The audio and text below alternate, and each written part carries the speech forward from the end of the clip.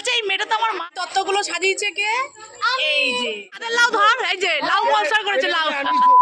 আমার reception look কেমন লাগছে বলো? আমার বর তো পুরো ঘেমে গেছে। আর কেমন লাগছে আমাদের দুজনকে কমেন্ট বক্সে কমেন্ট বলো। আমি লাল জুতো লাল জামা পরেছি, বলো কেমন হয়েছে ড্রেসটা আমার বলো। Hi guys. বদমাশ হয়ে গেছে তুমি, দেখি মুখটা, বদমাইশি মুখটা দেখি। তো নমস্কার বন্ধুরা, তোমাদের ব্লগগুলো কেমন লাগছে? আশা করি খুব ভালোই লাগছে বিয়ের ব্লগগুলো।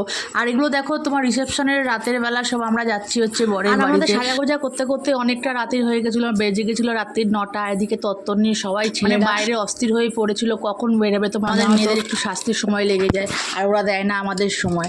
আর সব ছেলেগুলো দেখো দাঁড়িয়ে আছে, আর যারা দূর থেকে চলে এসে তারা কিন্তু সবাই রেডি হয়ে দাঁড়িয়ে আছে। আর কাছের ট্রেন বলতে কাছের মানুষগুলো